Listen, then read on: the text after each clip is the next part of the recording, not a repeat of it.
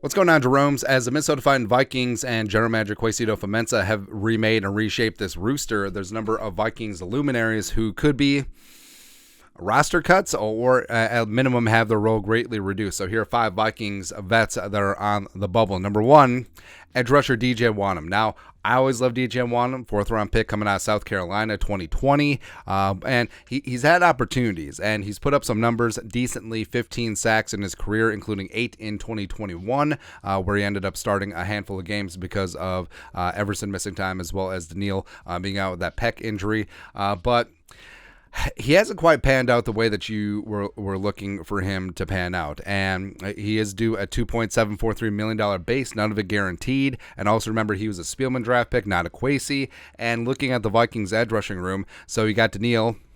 Hopefully he's going to be back. Marcus Davenport brought in on a 1-year deal. He's got all the potential in the world. Patrick Jones II, I think, is in for a major season, year 3. Andre Carter coming on in as a premium UDFA. Luigi Villain is there as well. So Wonnum ultimately could be the odd man out, or Brian Flores could turn him into a 12-sack guy in 2023. I don't know.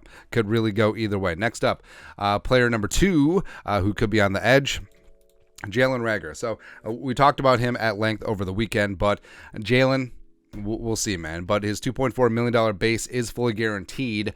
Could be some offsets there, and the Vikings could just eat it and move on, especially if they do see some better potential in some of these other receivers. So Jefferson, Addison, KJ, those are 3 locks. Everything else, who really knows? Jalen Speedy Naylor could really step up in year 2 as wide receiver 4. Brandon Powell is a lot of fun coming over from the Rams, as well as his punt return ability could cancel out Jalen.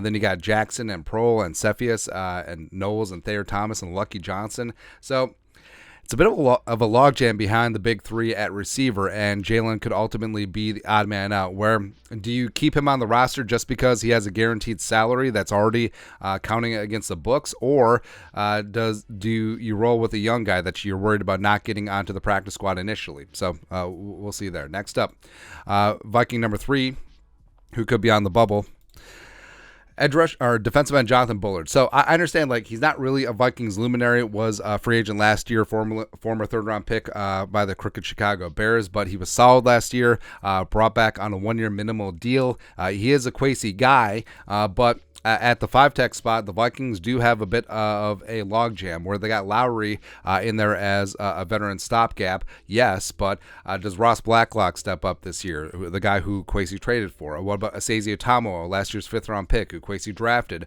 What about Jaquelin Roy, this year's day 3 selection that Kwesi drafted as well? Does James Lynch finally get things going at that 5-tech spot? Who knows? But, I mean, Bullard, solid, but don't let good be the enemy of great. And I don't think it's a spot where Bullard is going to be the odd man out and doesn't make the rooster, but could it be a spot where your eventual defensive line up front is Jaquelin, Asezi, Harrison Phillips, as well as Dean Lowry in a rotational role? Could be.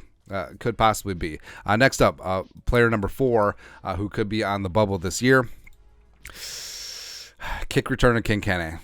It's rough, man. It is rough. And even if Dalvin doesn't come back, I think that with Madison, Ty Chandler, and Dwayne McBride, the Vikings could be good to go there. And Kene, I mean, he is the best kick returner in the National Football League, but with the league hell-bent on neutering that play, I mean, his value does decrease.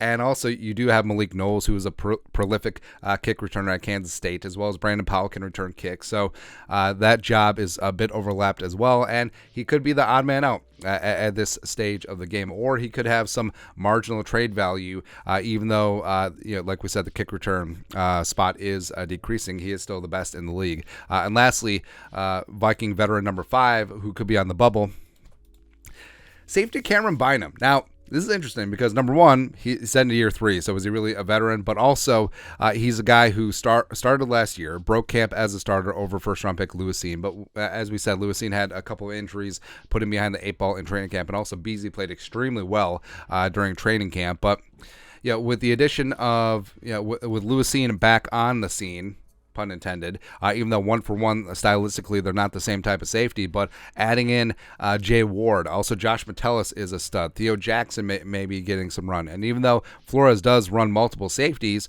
could it be a spot where Beasley is sort of phased out because even though he did play and start last year, he did allow 6 touchdowns in coverage, did allow a 117.0 quarterback rating. So it was kind of tough all the way around. And I think Beasley was symptomatic of what was wrong with that secondary, where at times they just look lost. And maybe it is just growing pains, and I do still believe in Cameron Bynum, and maybe Flores can utilize his former cornerback skills at Cal, working him in more as a slot. Who really knows? But he could be on the bubble in terms of work, and maybe could even be a surprise cut when it comes to 53-man roster trim downs. Because remember, Beasley, Spielman draft pick, not a Kwesi pick. So that's it. That's 5 Vikings on the bubble. Let us know your thoughts on our thoughts in the comment section below. Subscribe for daily Vikings takes. Want to support the work? Put a little something in the Venmo. But till next time, Skol, production value. What am I doing with my? I don't know what I'm doing with my hands.